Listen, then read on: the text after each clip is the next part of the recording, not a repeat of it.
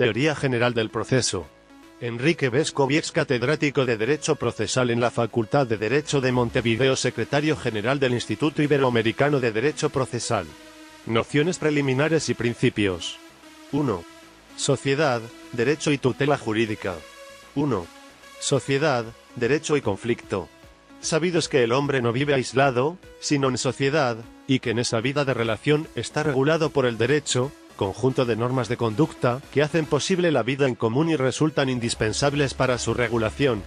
Los hombres en sociedad tienen conflictos de intereses en virtud de que los bienes de la vida no alcanzan para las necesidades, ni los deseos de todos. Surgen así pretensiones de algunos que no son aceptadas por otros, sino resistidas, lo cual genera la controversia. El derecho se encuentra entonces frente a conflictos que debe solucionar, pues su finalidad reguladora es, justamente, componer estas controversias. El derecho objetivo impone normas de conducta. Sin embargo, la simple producción y dictado de esas normas no es suficiente, pues los individuos pueden desconocerlas, por lo que debe establecerse el mecanismo para que se respeten. El Estado, que es quien dicta el derecho y en cierto modo lo monopoliza, en la época moderna no solo establece las sanciones para quien no cumpla con las normas de conducta estatuidas, derecho objetivo, y desconozca las facultades de otro miembro de la sociedad, derecho subjetivo, sino que, también, debe establecer los mecanismos para imponerlas. Dicho de otro modo, la conducta humana se ajusta normalmente al derecho, el cual, por otra parte, recoge como norma la regla social, esto es, lo que habitualmente se cumple. Los conflictos, pues, re ordinario no se producen, pero en caso de ocurrir, también, generalmente, se resuelven por la vía pacífica. No obstante, y para los casos de excepción, pese a ser muchos, son de gran excepción, el Estado debe establecer su tutela jurídica, es decir, la prestación del apoyo y el establecimiento de formas para que se respeten las situaciones jurídicas legítimas y se cumpla con el derecho. 2. La solución del conflicto. Diversas formas. La solución del conflicto puede darse de manera muy diversa. Es lógico que la más antigua y la que resulta natural, como tendencia primitiva del ser humano, es la de la fuerza. La natural evolución social y jurídica va excluyendo la fuerza a medida que se progresa. Podemos identificar la evolución con el rechazo de la solución mencionada. Por eso los derechos, y las sociedades, que no han evolucionado suficientemente, como sucede en el ámbito internacional, mantienen aún soluciones de conflictos basadas en la fuerza. Y por eso, también, resulta indudable que todas las soluciones de violencia representan un retroceso en la humanidad. En alguna etapa primitiva, o de desarrollo muy retardado, se llega a la propia regulación de la fuerza, como forma sancionadora, por ejemplo, cuando se establece la ley del talión, ojo por ojo, diente por diente, pero no 2 ojos por un ojo. O se regula el armamento, que puede usarse en la guerra, proscripción de armas nucleares, etc. Son sistemas reveladores del atraso de la humanidad, aunque existan. Esa forma la podemos llamar autodefensa, defensa propia, en virtud de la cual el titular de la situación, o del derecho, asume la defensa de ella. El primer intento de progreso fue fijar la medida de la reacción en el sistema de composición, Wehrheld, germano, donde se permitiría la reacción individual, o familiar, o de grupo, pero se trataba de tarifarla. Es una forma muy primitiva de intervención de la colectividad para determinar el modo de sanción ante el violador. En la evolución del derecho vamos a ver que la última etapa es la moderna, en la cual el Estado se apodera de la facultad sancionadora. O sea, que prohíbe la justicia por la propia mano, llegando a tipificar como delito esa conducta, en Código Penal. Tal es la importancia que en nuestra época se reconoce a este fin esencial del Estado, el de brindar tutela jurídica, que si no lo realiza prácticamente se considera que no existe.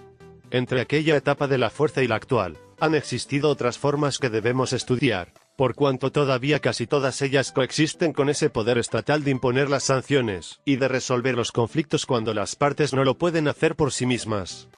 2.1 Autodefensa, autocomposición, heterocomposición.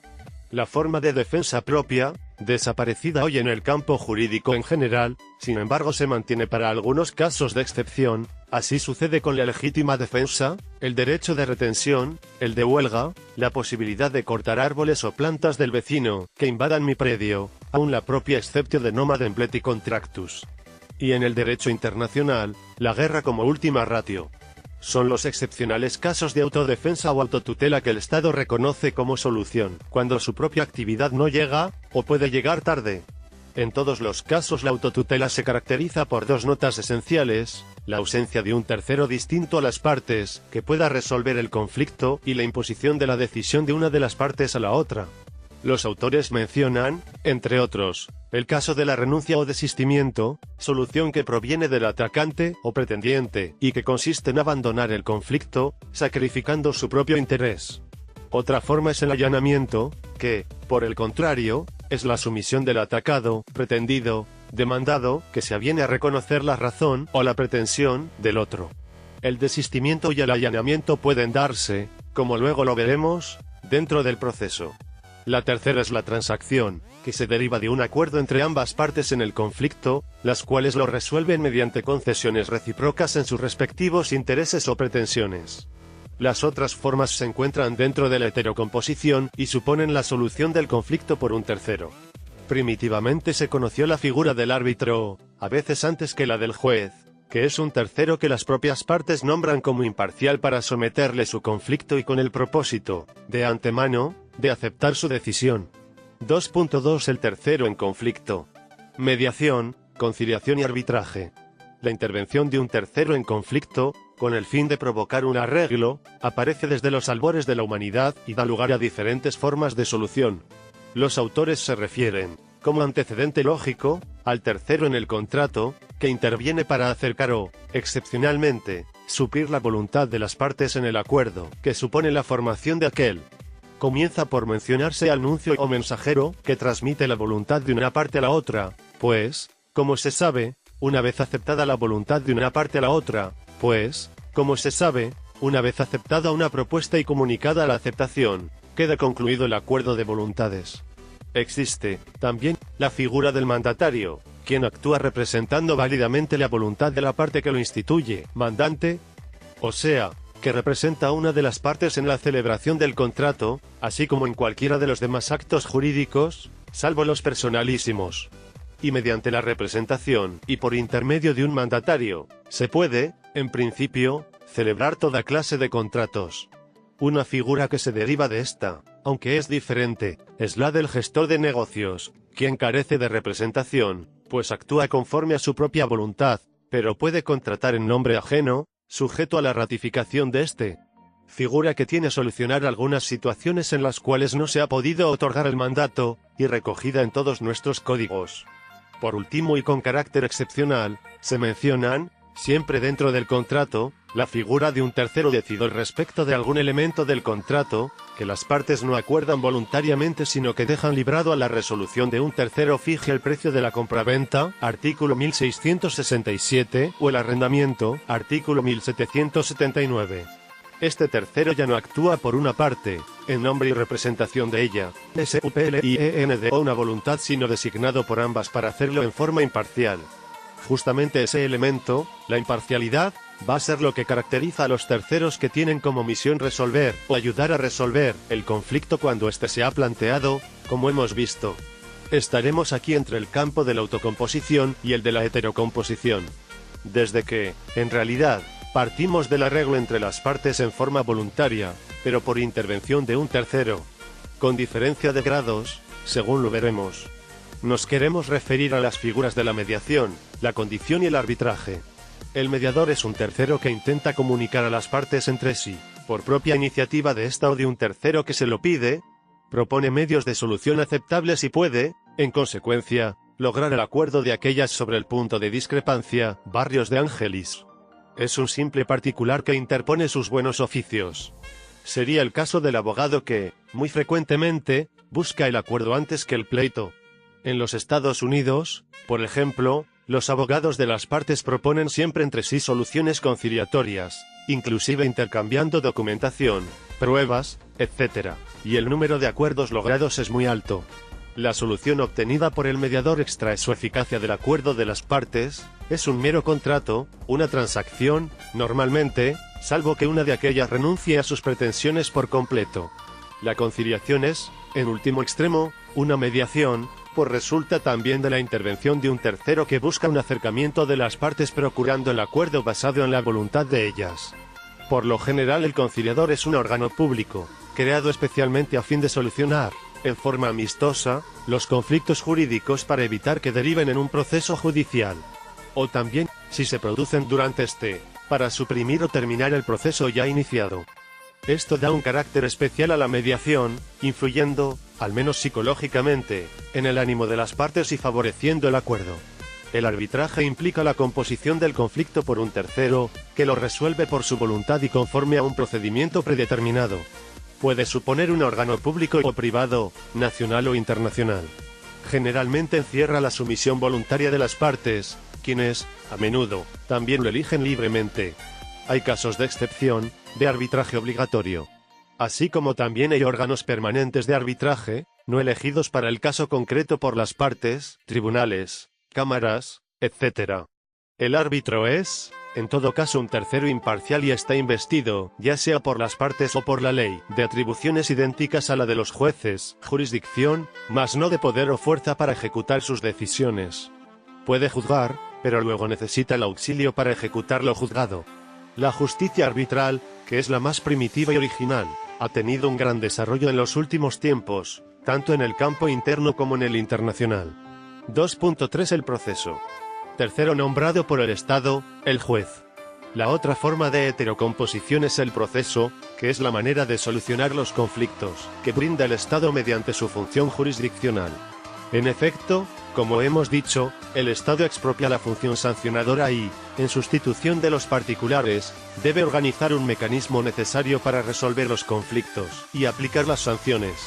Al prohibir la justicia por los particulares, debe organizar la suya propia. Es decir, que el Estado, en el campo jurídico, no solo cumple con la producción y el establecimiento de las normas jurídicas, sino que la tutela jurídica implica integrar la función de dictar las normas. Se agrega esta otra que tiene por objeto la conservación del orden jurídico cuando es desconocido y el particular reclama protección, que es la función jurisdiccional.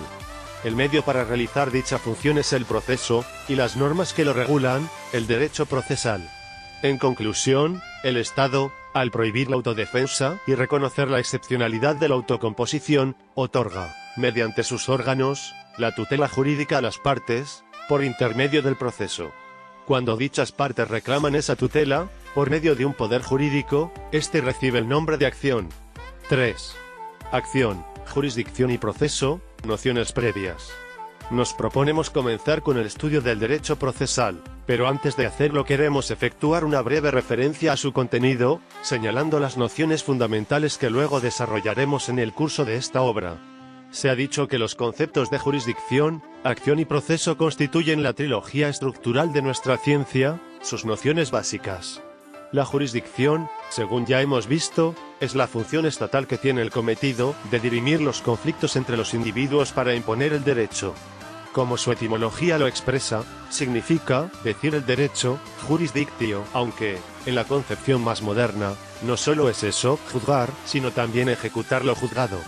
En efecto, el artículo 9 del Código de Organización de los Tribunales uruguayo afirma que constituye la potestad pública de juzgar y hacer ejecutar lo juzgado.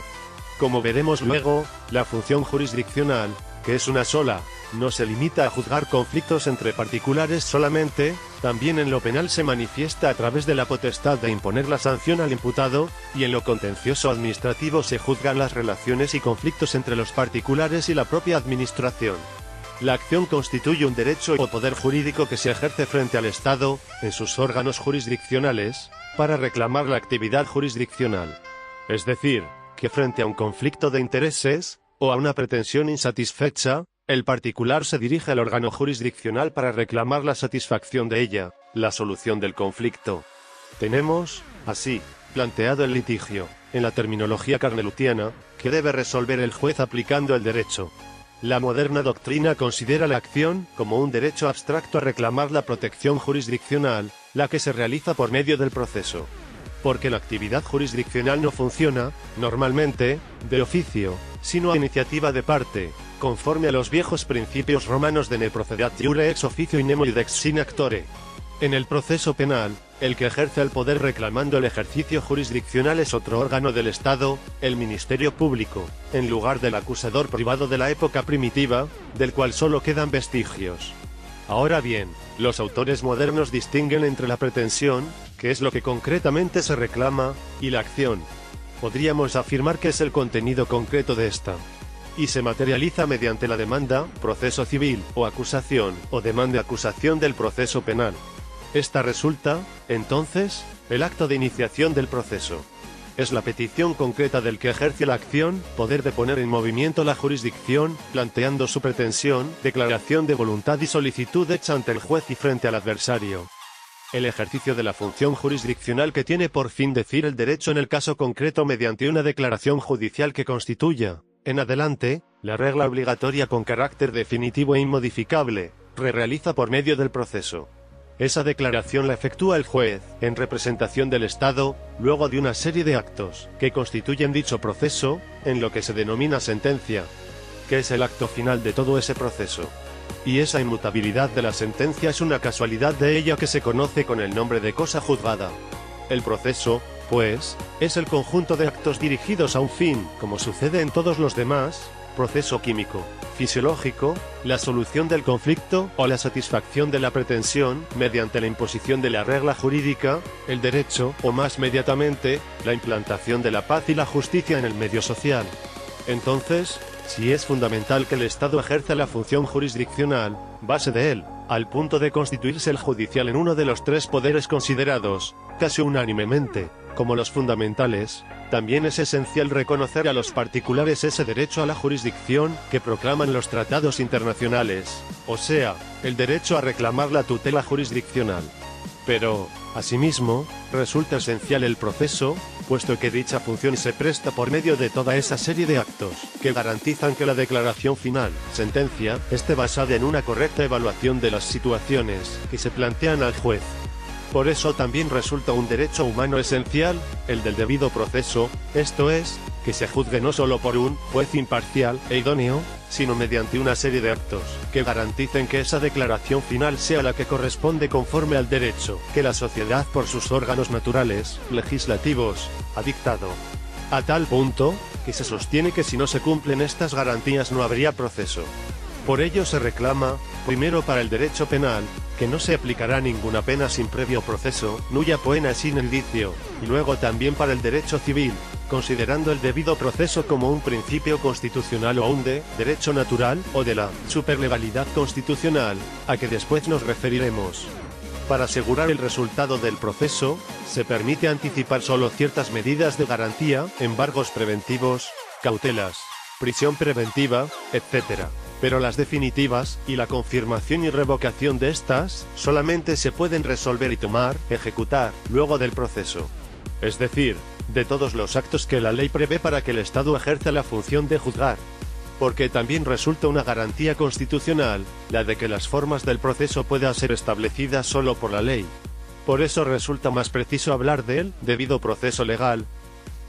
Estos son los temas más importantes que constituyen la materia de la teoría general del proceso y que desarrollaremos en el presente libro. Únicamente hemos querido anticipar algunas ideas para mejor comprensión de los diversos temas, sin perjuicio del más profundo análisis posterior. Comenzaremos por el estudio de la ciencia, que se ocupa del proceso y de las respectivas nociones, que es el derecho procesal. Teoría general del proceso. Enrique Vescovi, ex catedrático de Derecho Procesal en la Facultad de Derecho de Montevideo, secretario general del Instituto Iberoamericano de Derecho Procesal.